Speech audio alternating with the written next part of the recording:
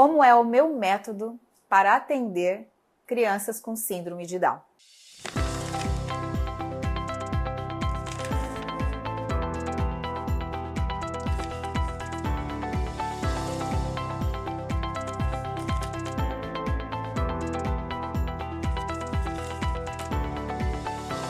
Nesses 31 anos, eu venho fazendo, juntamente com as evidências científicas, todas as provas terapêuticas que mais funcionam como resultado efetivo na normatização miofuncional, orofacial e faríngea das crianças com síndrome de Down. Primeiro ponto que eu acho importantíssimo nós, como fonoaudiólogos, avaliarmos é no período neonatal. Desde a nota do Apgar, quando ele nasce, saber qual foi a pontuação, quais foram as condições respiratórias, as condições clínicas, principalmente se tem cardiopatia ou não associada, saber as questões neurológicas, confirmação por cariótipo da própria síndrome, saber inclusive se não tem outras síndromes associadas à síndrome de Down e descartarmos então todas as possibilidades fisiológicas, anatômicas. É muito comum, e eu tenho recebido muito, inclusive no consultório, crianças com síndrome de Down e fissura palatina ou labial, na qual nós também temos que ter um olhar muito aguçado de como fazer a abordagem terapêutica dessa criança de uma forma mais específica ainda, porque nós precisamos dar condições para que ela também venha a sugar, a mamar, se alimentar pela via oral, evitando o máximo que pudermos a via alternativa, exceto se tiver contraindicação por questões anatomofisiológicas, metabólicas, inclusive outras síndromes associadas, como a do intestino, por exemplo, que podem impedir da criança fazer o esvaziamento gástrico, o esvaziamento do bolo fecal, fazendo com que dificulte a digestão e essa criança não possa vir inicialmente a se alimentar por via oral. Depois de ter feito todo esse olhar clínico em conjunto com os demais profissionais da saúde que nós atendemos, eu começo então a terapia. Eu recebo aqui bebezinhos a partir de 10 dias de idade, isso quando a gente não vai fazer parecer no próprio hospital no período ainda neonatal. Nós olhamos freio lingual, nós observamos se não precisa já fazer uma frenectomia e não só uma frenotomia. Nós avaliamos toda a questão de tônus, de postura, de habilidades motoras orais e globais, os reflexos neuropatogênicos e reflexos orais normais que a criança pode estar vindo apresentando.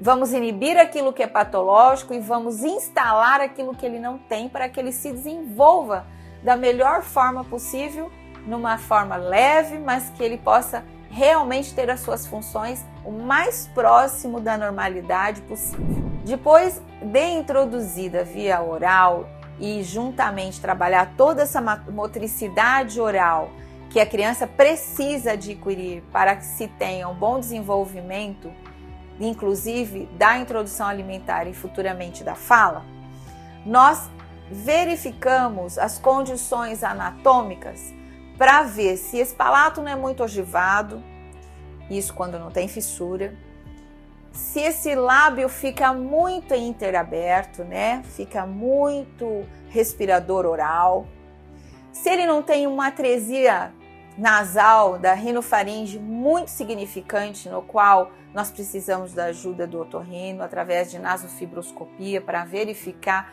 em que grau está isso e o que ele pode contribuir para a criança respirar um pouquinho melhor, facilitando assim o trabalho da fonoaudióloga para que realmente consiga fazer o vedamento labial adequado, sem esforço respiratório. Gosto de fazer o deglutisson Doppler desde os RNs para ver se realmente as funções deglutitórias estão adequadas de acordo com a necessidade para aquela idade esperada.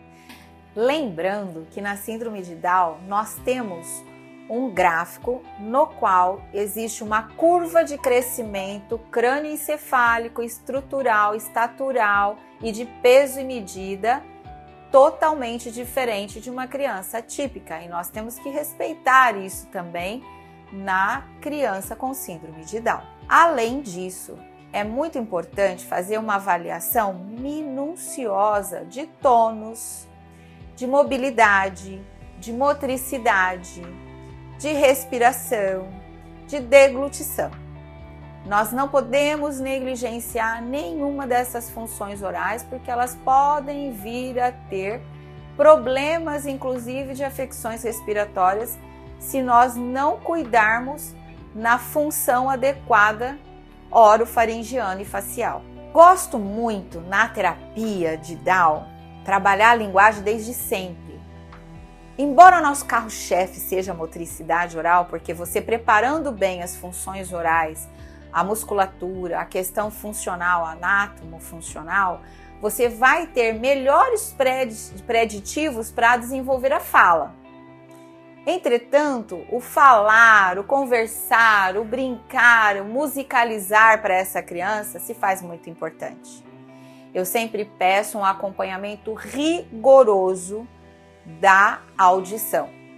Muitos deles eu não fico apenas com as emissões otoacústicas, que é o famoso teste da orelhinha. Eu peço o Bera, que vai nos dar condições mais fiéis da realmente possibilidade auditiva que essa criança tenha. E deve ser feito no primeiro mês, no 6º mês, repetido com 1 aninho e depois até 2 anos. Caso tenha alguma alteração, nós já indicamos para um fonoaudiólogo e um otorrino fazer realmente a reabilitação auditiva, inclusive com o uso de aparelho de amplificação sonora. A macroglossia em algumas crianças com Down me chama muita atenção. Há uns anos atrás, Castilho de Moraes, com muita propriedade, criou a placa palatina de memória, que ajuda muito para nós fonoaudiólogos a reposicionar essa língua no palato e facilitar, inclusive, a condição proprioceptiva dessa criança intraoral para que ela posicione a linguinha e feche os lábios. Quem faz isso? A odontopediatria, que contribui muito na terapia. E vocês sabiam que a partir de 2 meses nós já podemos indicar uma PPM? Para que o odontopediatra tire os moldes e faça todo o processo de adaptação. Inclusive no consultório eu tive assim crianças com resultados sensacionais que melhoraram muito, tanto a parte respiratória quanto a postura dos orbiculares do lábio. Isso facilita inclusive para futuramente ele comer bem e falar bem.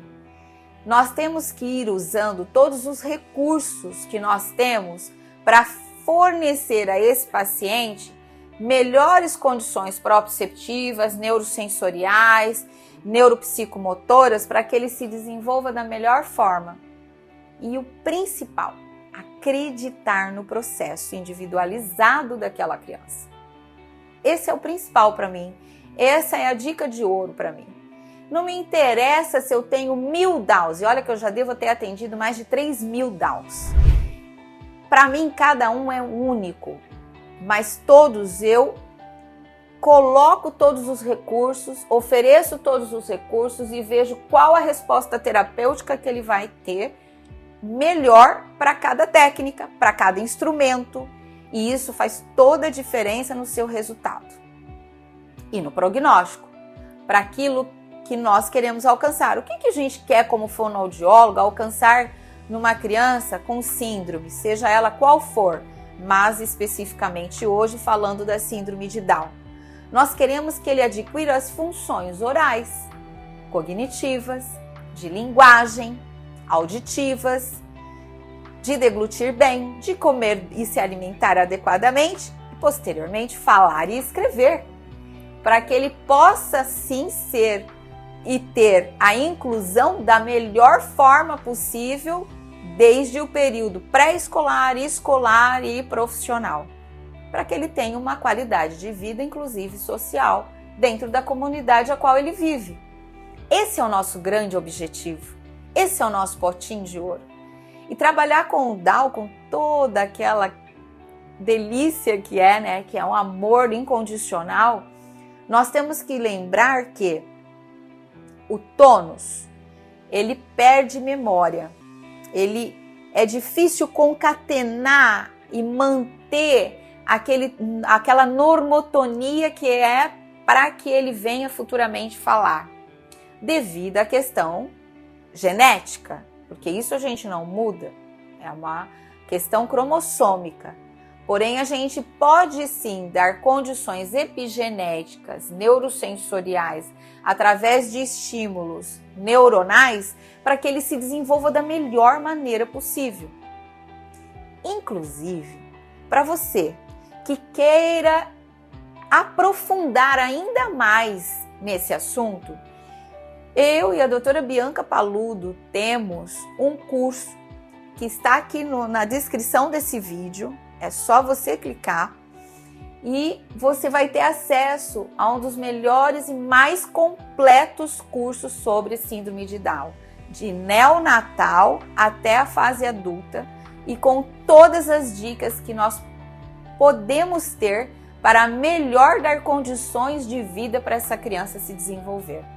Inclusive com dicas de exercício, com dicas de linguagem, com dicas de psicologia, com dicas da PPM, de odontopediatria, sensacional, que vale muito a pena você estar adquirindo, inclusive para ajudar aos pais dessas crianças que você atende. É importante termos recursos palpáveis para que nós possamos adequar o desenvolvimento dessa criança que é atípica e trazê-la o mais próximo possível de uma criança típica, para que ela seja incluída de verdade. Dentro da síndrome de Down, uma das coisas que eu gosto de fazer na terapia, principalmente para as cardiopatas e para as que apresentam alergias respiratórias ou afecções respiratórias, é o biofeedback terapêutico com o deglutition, avaliando pelo menos a cada 10, 15 sessões terapêuticas como que está a alimentação, como que está a deglutição, como que está o ganho de peso. Inclusive eu uso balança para fazer esse controle, porque tem alguns casos que por conta da cardiopatia vão ter dificuldade do ganho de peso e outros casos vão ter uma facilidade de sobrepeso, o que também não é nada bom para a síndrome de Down devido à questão do tônus. Muita obesidade, mais gordura, menos massa muscular, e aí fica difícil fibras musculares te dar respostas terapêuticas funcionais adequadas. Então é um olhar bem holístico para essa criança e, claro, sem generalizar. Eu posso ter 100 Downs, mas cada um é único. E isso é muito importante para que a gente possa tratar com um olhar específico para aquela criança. Se você gostou desse vídeo, compartilhe. Passe para pais, familiares que tenham crianças atípicas, para profissionais que queiram aprofundar. Conforme eu já falei, vale a pena dar uma clicada no vídeo na descrição. E faça o teu comentário, que vai ajudar muitas pessoas a também estarem ajudando as famílias que tenham crianças com síndrome de Down. Um beijo no seu coração.